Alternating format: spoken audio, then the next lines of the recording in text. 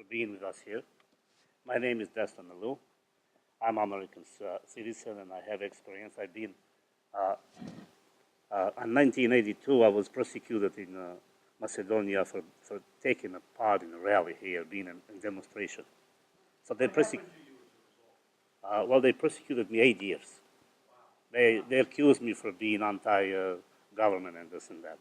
So actually, we had a wedding Friday. Monday morning, the army and police came and arrested me in front of my family, and they took me away for 8 years. And this has happened to the Albanians in Macedonia all the time, never been stopped. So what we're really asking, we're asking for equal rights. We don't ask for changing of borders. Equal rights. We have 300,000 of Albanian, Christian Albanians, Orthodox, they're not allowed even to speak Albanian.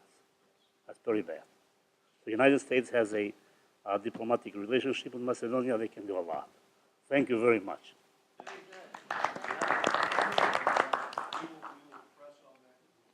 Thank you very much.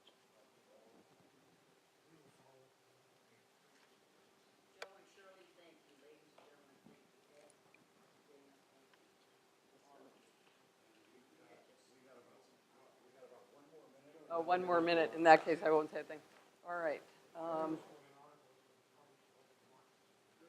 I want you to say a little bit. Agam and these guys can say a little bit about the summit. Most of this briefing is focused on Macedonia because it's in crisis as of this summer. But we're hoping. I'll be very brief. I'll try. Thank you so much. We really appreciate your help and help for Albanian nation and for the rights of the people everywhere in the world. It happens that I'm from Kosovo, but our concerns for what happens in Macedonia is the same. We are one nation. Albania, Kosovo, Montenegro, we are one nation. If there is problem in one part, nobody is in good spirit or in good position. We all are involved. At a certain point, we get involved, the problems become bigger. So we are one nation. I would like to say what is going on to establish a Russian connection here. Everything what Russia is doing in Ukraine, it was done to Albanians by Serbia and Montenegro and especially by Macedonia. They have the same policy. They talk one thing, do opposite. They sign agreements, they never respect the agreements, they break the agreements, and they continue the same story. They promise, they deny, promise, deny, and propaganda all over. So we have to be very careful. This is an influence which is, Serbia is involved in Macedonia too. It's not only Macedonians that are doing this to Albanians. Serbia is involved there in every way possible. So that has to, now, we have problems with our leadership too. In Albania, in Kosovo, in Macedonia, they are corrupt because of the situation everywhere. They are using the situation. Europe is not, the United States is holding back. Europe, okay. 3 minutes. And I'll Thank just you. respond. I'll let my colleagues go, but I do want to respond that We want U.S. involvement. That's it. Without United States involvement in this part of the world, nothing gets done. Nothing. Thank you. Let me add one other caveat to that. One of the problems we've had, in my view, is that Radio Free Europe, Radio Liberty, did not broadcast in the former Yugoslavia. This was a grave problem because the lessons we were teaching, like political pluralism, tolerance, all of these building blocks, they were not being heard in Yugoslavia. We are reforming Radio Free Europe, Radio Liberty right now. The bill is over in the Senate. It's my bill and Elliot Engel's bill. And our goal is to get back to the kind of aggressive communication we did under Ronald Reagan. The concept is to reach out to each of these language groups, linguistic groups, educate Russians on the issue of what's really happening, and on tolerance, respect for minority rights, political pluralism, what it means, what kinds of abuses are occurring in this part of the world and around the world. and do the same thing in Albanian, do the same thing in Serbian, do the same thing in Croatian, etc., etc. Why? Because they never heard, the Croatians and the Serbs never heard this message. And boy, did we pay for it. And boy, did you pay for it. Because I had a Croatian journalist tell me, oh, but if we could have heard something other than Serbian hate radio and Croatian hate radio and all of the radios from all of the different ethnic groups all hate each other, Yugoslavia might have had a very different transition rather than the conflict. I said, what do you mean? He said, well, you broadcast to the Slovakians, you broadcast to the Czechs.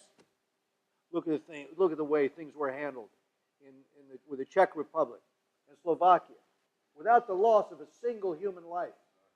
You were broadcasting there. You did not broadcast here. Okay, so let's learn. Let's get up with public diplomacy and begin the lesson plan. But let's add to that the requirement that civil society have a voice to fight corruption, so that even governments which are our allies feel the pressure to reform, feel the necessity to hear the people, feel and hear the voice of civil society that says, time for the economic reforms, time for the anti-corruption bill, time for the transparency. I think a lot of this can be done, but we need more engagement. We'll do this. We will do this with your help. And there's one voice from that era that all of us know. We know what Joe did during that time, during the Reagan years. We also know he could do such a convincing impersonation on the telephone, Ronald Reagan's voice, that his colleagues would think it was Reagan calling. Have him do that sometimes. Pretty funny. Don't forget Shirley. And I don't forget Shirley's generational support for this effort, and she's still turning out those position papers and those op-eds, and we thank you both very, very much for what you've done. You got to run, I know that. And I'm late. Because she's got to cast a vote. One thing you got to do is vote.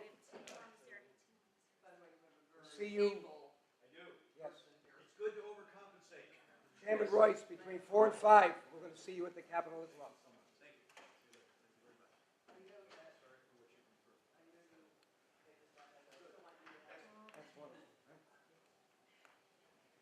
You don't become the chairman of that committee without knowing a lot about foreign affairs.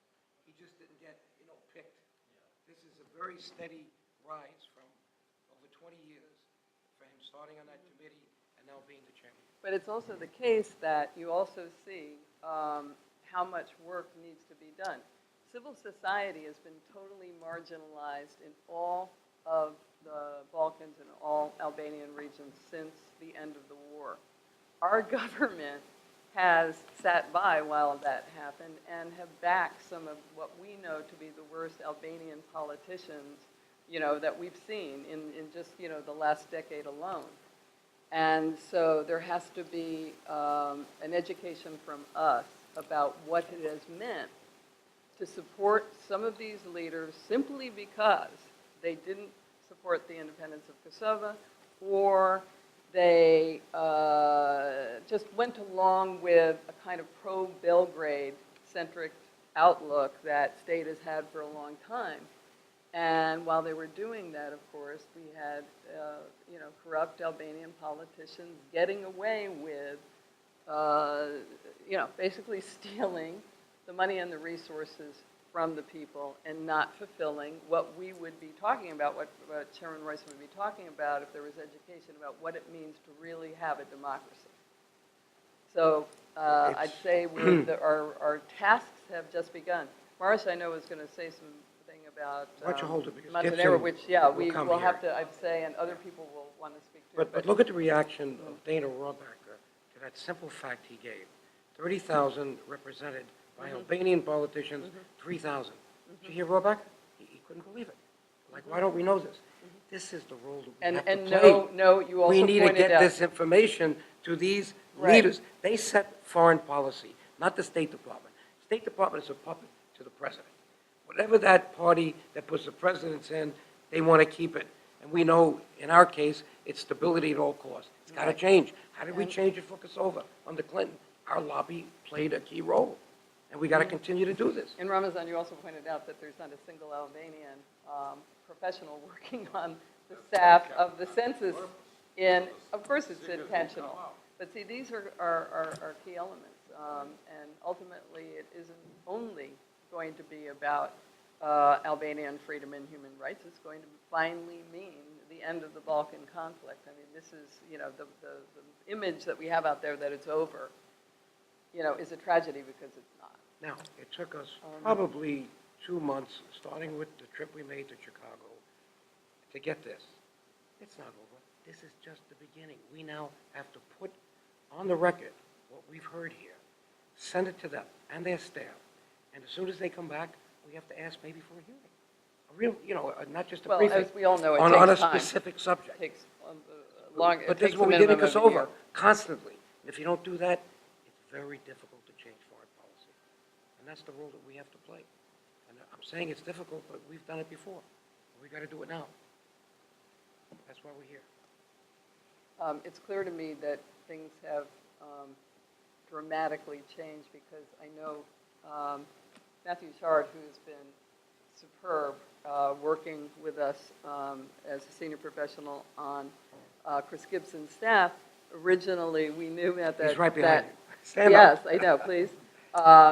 Chris was going to come for 45 minutes. Well, clearly, everything has changed, given the debate on the floor. I assume you haven't heard.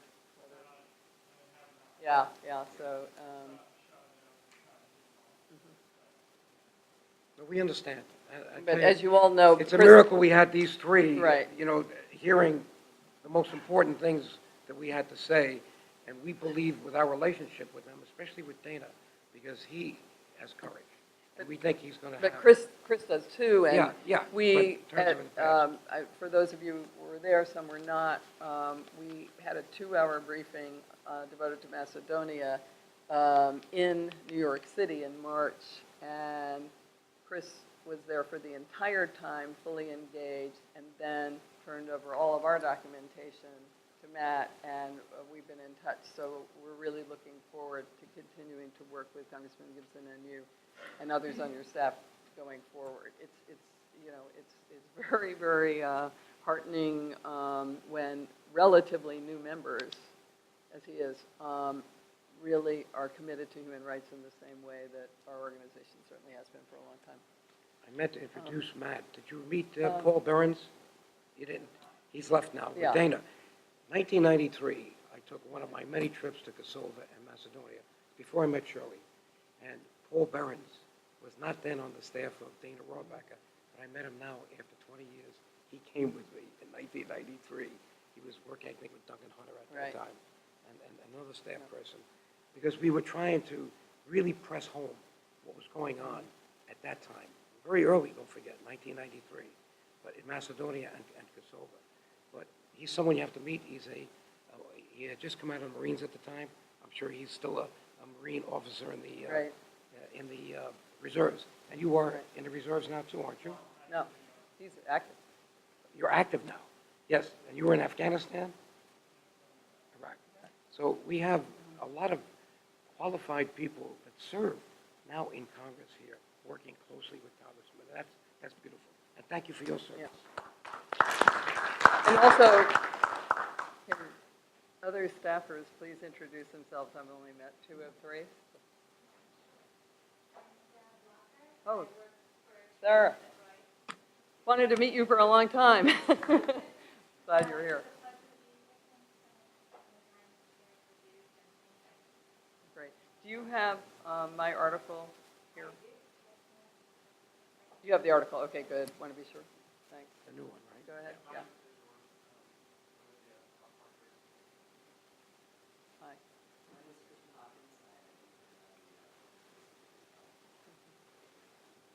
Thank you. Thank you for coming. I don't know. I know that Mars was going to say something about Montenegro, and we thought that there would be an opportunity for other people sitting here to speak.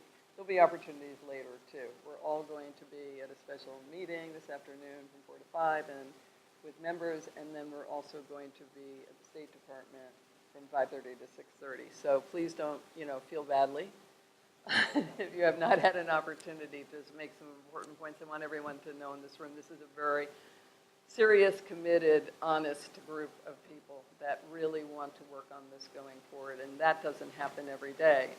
Some of the people here are members of our board, and they've been members of our board for 20 years, which is another astonishing thing.